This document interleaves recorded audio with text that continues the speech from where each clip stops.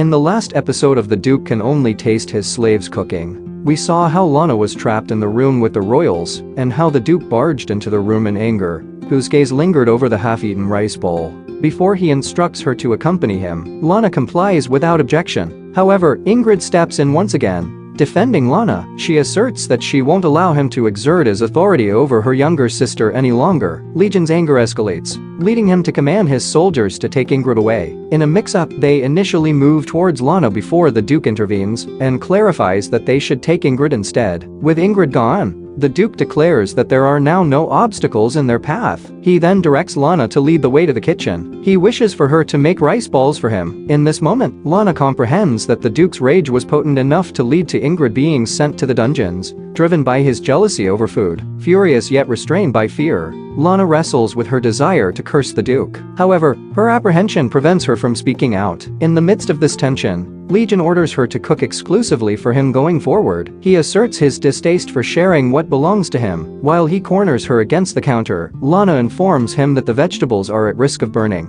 This diversion leads him to release her, allowing her to continue her task. Lana's heart pounds, but not due to romantic feelings. She's primarily scared of the Duke's close proximity whenever he interacts with her. After completing the cooking, the Duke consumes 6 servings before deciding he's slightly full and suggests they return. Lana feels relief, thinking she can finally retreat to her room. However, her hopes are dashed when the Duke insists that she'll be accompanying him directly to his room. Terrified by this prospect, Lana holds a faint hope that, being the Duke, his bedroom might have adjoining rooms for personal attendance. Unfortunately, she discovers this is not the case, as his bedroom consists of a single space. To make matters worse, he starts changing clothes right in front of her, shattering her expectations. In a burst of shock, Lana lets out a scream as she watches the Duke remove his shirt. In that moment, she realizes that she would rather deal with her arrogant sisters than witness this. Despite promising to avert her gaze, Lana finds herself unable to resist stealing glances. Surprisingly,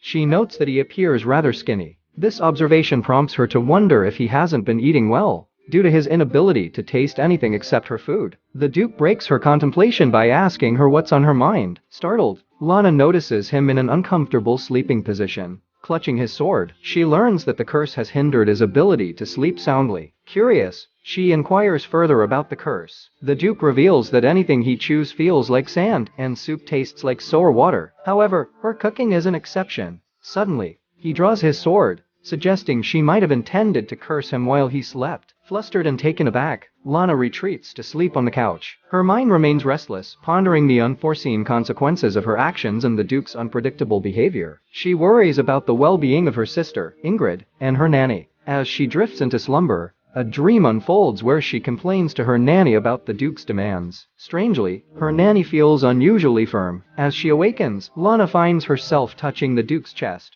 and realizes she's in his bed. He asks if she's awake, and she's already horrified. What follows is an explanation from the Duke about how she managed to crawl into his bed and pin him down while she was asleep. Lana is mortified by this revelation, her embarrassment reaching its peak, expressing his expectation that Lana should be prepared for the consequences of her reckless action. The Duke picks up his sword, leaving her terrified. In response, she apologizes and asks how she can rectify her mistake. He responds by revealing his current hunger, prompting Lana to hastily get out of bed and start cooking for him. While she's cooking, her mortification continues. She thinks about her unfortunate sleeping habits, and even assigns part of the blame for the recent incident to the Duke. However, she refocuses her attention on cooking, recognizing it as the sole avenue that might save her. Lana prepares a baked pork dish along with potato salad. Just before adding the finishing touch of onion soup, Lugard arrives to inform her that the Duke is sharpening his sword. Rushing with what she has already prepared, Lana finds the Duke eagerly waiting. Nervously, she presents the eggplant and potato salad to him. However, just before eating, Legion intervenes, asking the Duke to set up another plate and join him for the meal. Although Lana is both nervous and perplexed, she follows their orders. Sitting down to eat with them, Lana takes her first bite of the dish. The taste and texture prove to be delightful,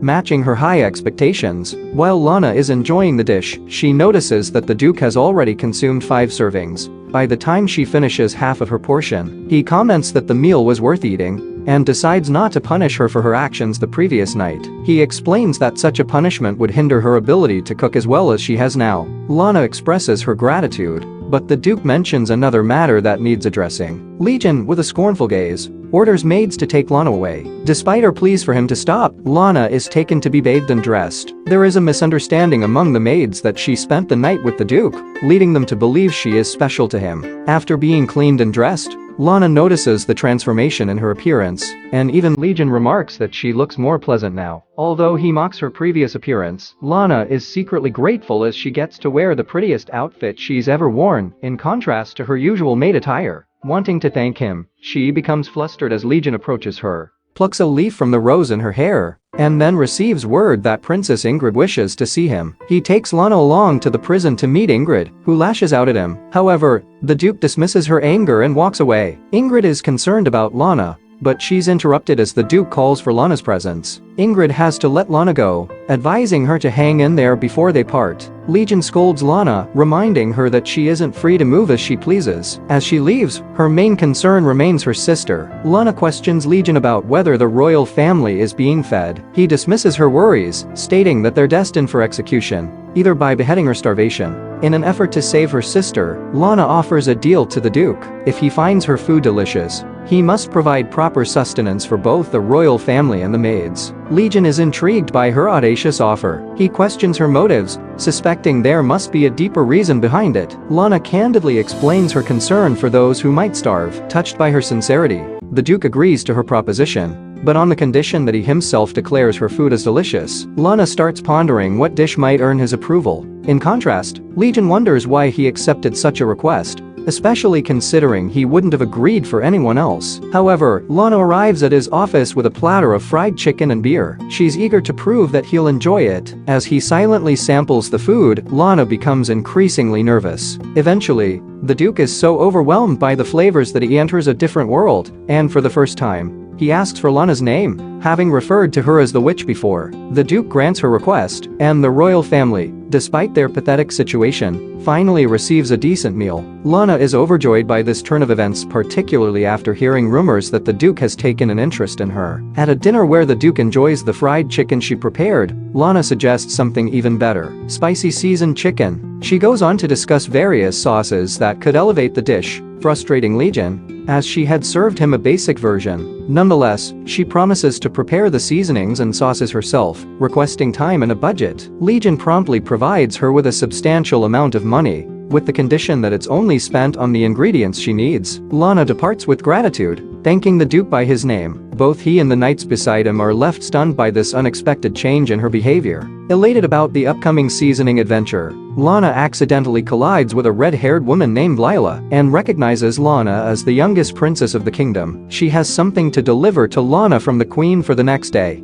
The next morning, Lana serves the Duke a breakfast of ham cheese toast, soft-boiled eggs, tomato cheese salad, and yogurt. Acting somewhat peculiarly, Lana offers the Duke a second serving, only to be asked by him when he had given her permission to use his name. Mortified, she stammers and trembles as she holds the food plate. The Duke reassures her that he's not concerned about how she addresses him, as long as she continues providing him with delicious food. Lana can hardly believe that the authoritative Duke has forgiven her so readily. She reflects on how her cooking seems to be catalyzing a change in him. Amidst her thoughts, she encounters Lila once more. Lana is asked if she utilized the item Lila provided in the food. However, a knight interrupts their conversation, causing Lila to vanish as Lana turns towards the knight. Later, Lana enters the kitchen, retrieving a bottle and a note suggesting it be mixed into the Duke's food. Fearing it to be poison, she's horrified by the implication that she, who was never truly considered their daughter, is now being treated as the youngest princess for covert purposes. The idea of poisoning delicious food deeply troubles her,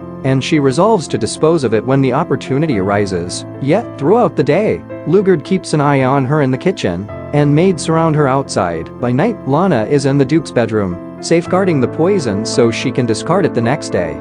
And there you have it, folks, the captivating journey of this manhwa beautifully condensed into this recap. I hope you enjoyed reliving those incredible moments as much as I did. If you're hungry for more manhwa content and don't want to miss a single update, make sure to hit that subscribe button right now. But wait, the excitement doesn't stop here. We're diving deeper into the story in the upcoming recaps. and I want to hear your thoughts. What was your favorite part of this recap? Are there specific scenes or characters you can't wait to see in the next installment? Let me know in the comments below, and remember, the more you comment, the sooner the next part will be on its way. So, stay tuned, keep that notification bell ringing, and get ready for more manhwa goodness. Thanks for joining me today, and until next time, keep reading, keep dreaming, and keep those comments coming.